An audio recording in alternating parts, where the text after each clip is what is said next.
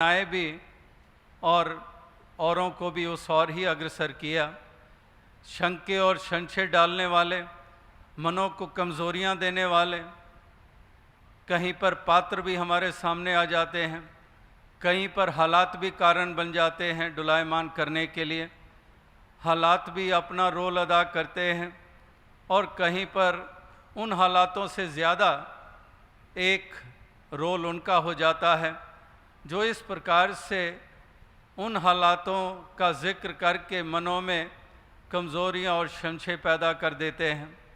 और इसलिए उनको यहाँ तक कहा शहंशाह बाबा अवतार सिंह जी की परिभाषा के अनुसार कि कौन दुश्मन और कौन दोस्त, कि दोस्त पूछा कि कौन, मित्र कौन, और आगे से जवाब ये दिए गए। किसी ने कहा कि जो समय पे तुम्हारे काम आ जाए, मुश्किल पे काम आ जाए, जो इस प्रकार से सब आशाएं तुम्हारी टूट जाएं और वो काम वो कर डाले, वो तुम्हारा दोस्त। जो तुम्हें मीठी मीठी भाषा एक बोल सुनाए, वो दोस्त। किसी ने कुछ पहचान बताई दोस्त की, मित्र की। और दुश्मन के बारे में पूछा गया तो दुश्मन बताया कि जो तुम्हें गिरा दे, जो तुम्हें ज़ख्म दे दे वाणी के द्वारा या कर्म के द्वारा, जो इस प्रकार से तुम्हारा छीन ले, जो निरादरी करे, जो निंदा बखीली तुम्हारी करे, तो इस प्रकार से उसको दुश्मन माना जाता है। तो ये परिभाषाएं दोनों प्रकार के सुनने के बाद शहंशाह बाबा अवतार सिंह जी ने यही कहा कि दोस्त समझो वो तुम्हारा मित्र पक्का, जो तुम्हें परिपक्वता देता है सत्संग की तरफ, ज्ञान की तरफ, गुरु के ऊपर विश्वास की तरफ, समझो वो तुम्हारा मित्र है। और दुश्मन मानो वो जो तुम्हारे मनों में संशय पैदा करता है, जो गुरु निरंकार साथ संगत के विश्वासों को तुम्हारे डुलायमान करता है।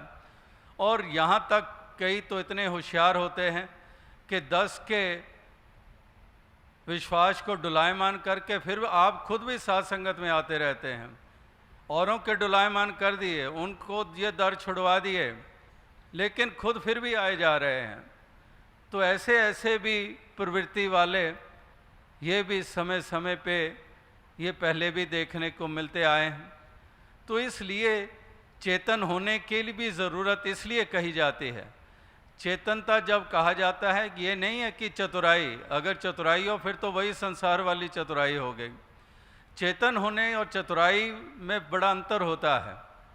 चतुराई तो वही संसार वाली प्रवृत्ति है, लेकिन चेतन होने का मतलब कि सजग होना, कि ये लाभ की बात की जा रही है या नुकसान की बात की जा रही है, ये पतन की ओर ले जा रहा है कि ये पेश तो अपने आप को कर रहा है कि शायद मेरा खैर ख्वाह है, तो ये वाकई खैर ख्वाह है या मेरा मुझे कहीं का नहीं छोड़ेगा।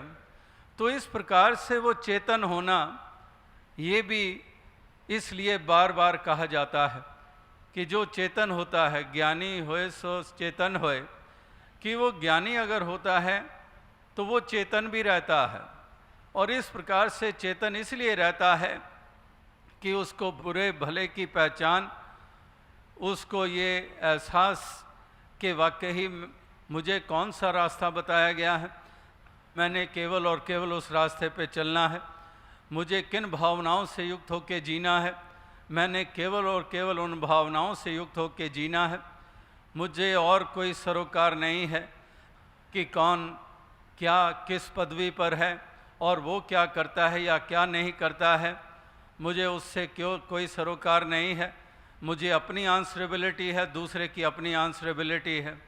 वो उसकी जवाबदेही उसके लिए है, मेरी जवाबदेही मेरे लिए है। तो इस प्रकार से इस तरह से महापुरुष, संतजन, भक्तजन ये हमेशा ही इस और ये अग्रसर ये करते आए हैं।